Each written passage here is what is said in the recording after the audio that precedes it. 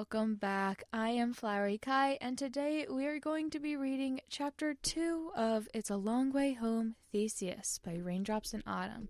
I've linked them down in the description. Go check them out and give them some kudos. Chapter 2. Denial. Summary. Dream reflects on what he's done. Tebo speaks with Sam. Trigger warnings are death and blood, depictions of a corpse, and Dream being a psychopath. Dream held on to Tommy's corpse for a moment after he died.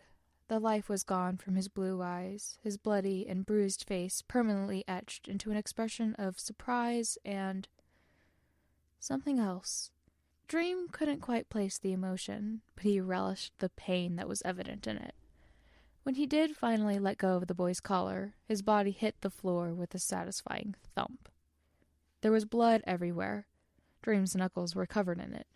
He was fairly sure some of it was his own. He'd thrown some pretty hard punches after all. It didn't hurt, though. There was still too much adrenaline in his veins. Staring at Tommy's corpse, at what he'd done, Dream didn't think the natural high was ever going to wear off. He'd done it. He'd killed Tommy fucking in it. Dream hadn't expected it to feel so good. He had expected the fact that he needed Tommy alive would put a damper on the situation, maybe produce some anxiety surrounding his plans. But no. Putting his fist through his face had been simply exhilarating. For a little while, at least, he was free of Tommy. "Hey!" He couldn't help but smile at the sound of Sam's voice. "Tommy, what's going on over there?" Dream let the silence hang in the air. "Tommy?" He started to laugh, the sound reverberating behind his mask. "Tommy!" "Tommy's not here right now," Dream called back, tapping the arm of the corpse with his shoe. "He was starting to annoy me." "What did you do?" He couldn't see Sam through the lava, but the pain in his voice was enough for Dream to imagine his face all screwed up with grief. "Dream, what did you do?" "Say, can I have a new clock?" he asked absent-mindedly. "Oh, and potatoes for one." Sam let out a scream of rage, and Dream just laughed. He dragged Tommy's corpse to the far wall and kicked it into the lava. The smell of burning flesh wasn't a pleasant one, but it was better than rotting flesh.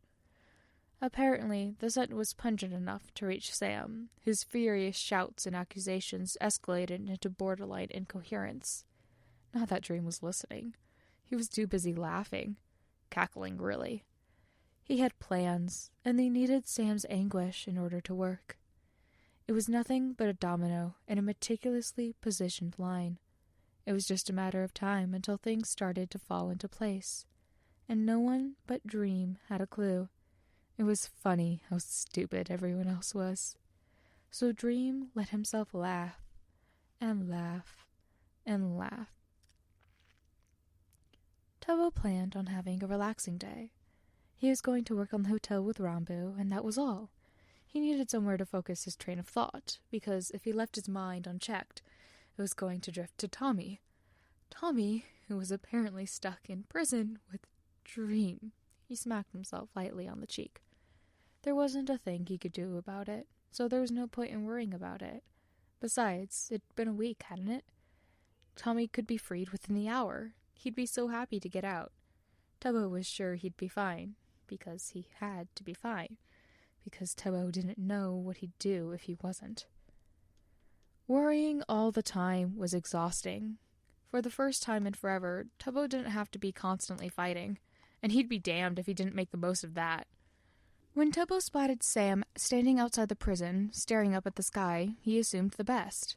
Tebo nudged Rambo. "Look," he said. "There's Sam. Do you think he's gotten Tommy out of there yet?" "He might have," Rambo replied. "It's been a week, hasn't it?" "Let's find out." Tebo grabbed his husband's hand and towed him towards the prison. "Sam! Oi, Sam!" The warden turned around, gas mask obscuring the bottom of his face. "Oh." Tebo tried not to notice that he didn't sound very happy. "Hi, Tebo." "Hoi," he said brightly. "How are things at the prison?" Sam glanced to the ground, and Tebo felt Rambo squeeze his hand nervously.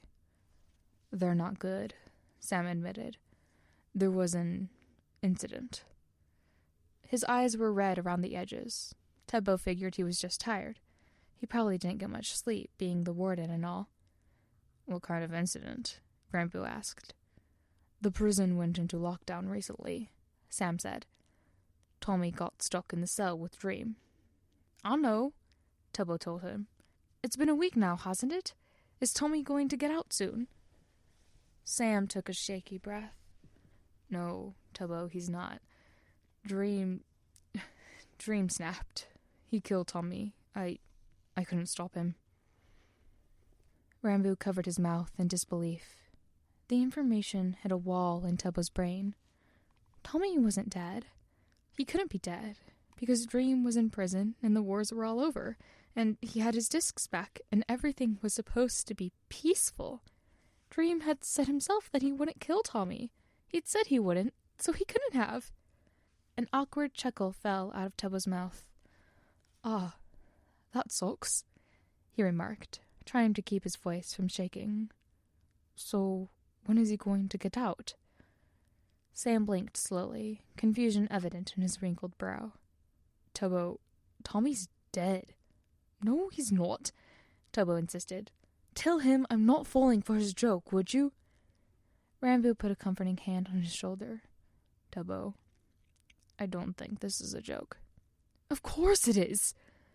There was something in the back of his mind, slowly breaking, but Tubbo pushed it away, because there was no reason to cry if Tommy wasn't really dead. Dream said he wouldn't kill Tommy. He must just be getting bored, stuck in prison is all, and decided to try and prank me. Sam, you really should let him out soon before he does something really silly. The uneasy glance that Sam and Rambo exchanged didn't go unnoticed by him.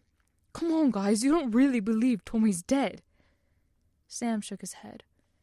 Tubbo. No! Tubbo was shaking. Why was he shaking? Don't Tubbo me again! I'm the only one that's not falling for this! He tugged on Rambo's arm. Come on, let's go home. We can come back when Tommy finally gets let out.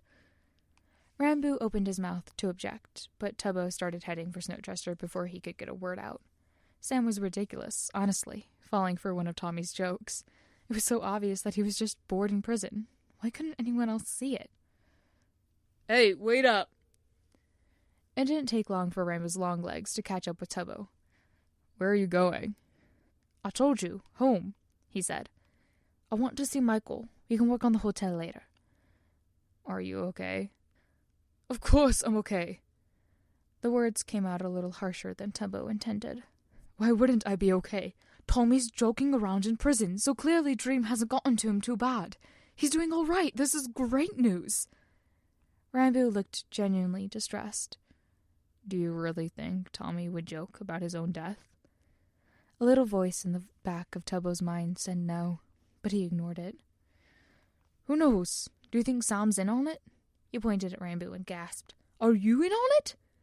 What? No. Aw, that would have been really cool if I just figured that out. He kept his gaze focused on the wall of Snowchester as they came into view. Are you excited to see Michael, Rambo? He didn't reply for a moment. Yeah, he finally said softly. I'll get you home and say hi to Michael. Then I should probably go. Go where? I, think there are some other people who would like to hear about Tommy's prank, Rambo explained. But I'll come back soon, okay? All right. And Tubbo? Yeah? I'm here for you. Tubbo smiled quizzically. I know that, Ron. You're my friend. That's why I married you. He took his husband's hand happily, hoping it would ease the shaking that wouldn't stop. I can't wait for Michael to meet Tommy. Rambo only hummed in return. He was probably just embarrassed that he'd actually thought Tommy was dead for a minute. That was okay. They could all joke about it together when Tommy came back.